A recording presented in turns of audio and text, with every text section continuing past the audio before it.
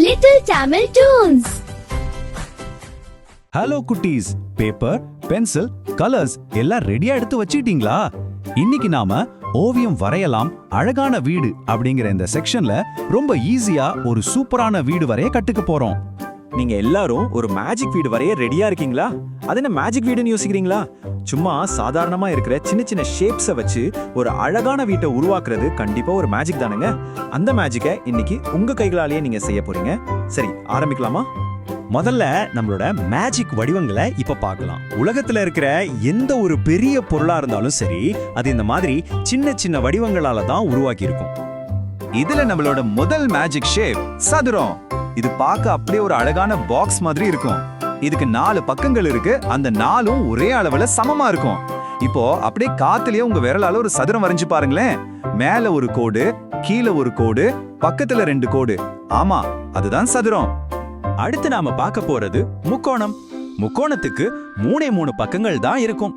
அதோட உச்சி பகுதி பாத்தீங்கன்னா ஒரு மேஜிக் தொப்பி மாதிரியோ இல்ல நாம விரும்பி சாப்பிடுற பீச்சா துண்டு மாதிரியோ ரொம்ப கூர்மையா இருக்கும். ஒரு மலை எப்படி இருக்கும்னு யோசிச்சு பாருங்க. அதே மாதிரி தான் முக்கோணமும். 3 பக்கங்கள் இருந்தா அது முக்கோணம். இப்போ நம்மளோட 3வது மேஜிக் ஷேப் செவ்வகம்.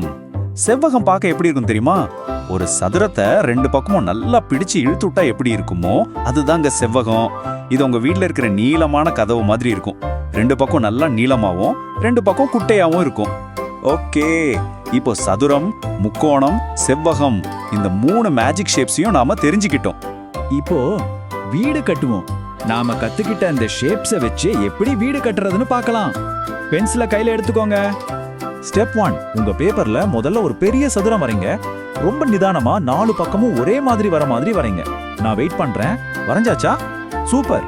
ஸ்டெப் 2, இப்போ அத சதுரத்துக்கு மேல கூரையா ஒரு முக்கோணத்தை வரைங்க. ஆஹா, இப்போ வீடோட ஷேப் வந்துருச்சு பாருங்க. ஸ்டெப் 3, வீட்டுக்குள்ள போக ஒரு கதவு வேணும் இல்லையா? அதனால அந்த சதுரத்துக்குள்ள கீழ் பகுதியில ஒரு நீளமான செவ்வகத்தை வரைஞ்சுக்கோங்க. அவ்வளவுதாங்க, ஈஸியா வீட்டை வரைஞ்சு முடிச்சிட்டோம். அடுத்து வண்ணம் தீட்டலாம். வீடு வரைஞ்சாச்சு. ஆனா இது இன்னும் அழகா மாறணும்னா உங்க கலர் பென்சில்களை எடுங்க. அந்த மேஜிக் டஸ்ட இப்போ தூவலாம்.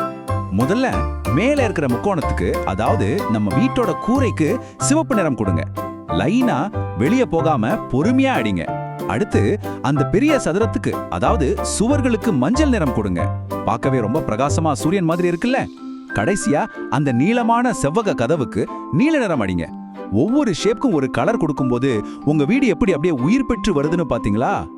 உங்களுடைய அழகான ஓவியம் ரெடி. இப்போ உங்க பேப்பரை கொஞ்சம் தள்ளி வச்சு பாருங்க.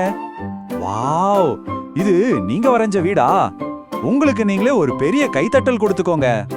சிறந்த ஓவியரும் சின்ன வடிவங்கள்ல இருந்து தான் தொடங்குவார். சதுரம், முக்கோணம், செவ்வகம்னு 3 சின்ன ஷேப்ஸை வச்சு எவ்வளவு சூப்பரான ஒரு வீட்டை நீங்க உருவாக்கிட்டீங்க. இன்னைக்கு நீங்க கத்துக்கிட்ட இந்த பேசிக் ஷேப்ஸை வச்சு இனிமே நீங்க கார், மரம், ரயில்னு என்ன வேணாலும் ஈஸியா வரையலாம். உங்களுக்குள்ளேயே ஒரு பெரிய ஓவியர் ஒளிஞ்சிருக்கார். இப்போ உங்களுக்காக ஒரு சுவாரஸ்யமான கேள்வி. நீங்க இப்போ வரைஞ்ச இந்த அழகான வீட்ல யார் வசிக்க போறாங்க? உங்க அப்பாவா, அம்மாவா, இல்ல உங்க செல்ல பிராணியா? நல்ல கற்பனை பண்ணி பாருங்க. இது போல நிறைய விஷயங்களை வரைய முயற்சி பண்ணுங்க. உங்க கற்பனைக்கு எல்லையே இல்ல. மீண்டும் இன்னொரு ஜாலியான எக்ஸ்பிளைனர்ல உங்களை சந்திக்கிறேன். பாய் குட்டீஸ்.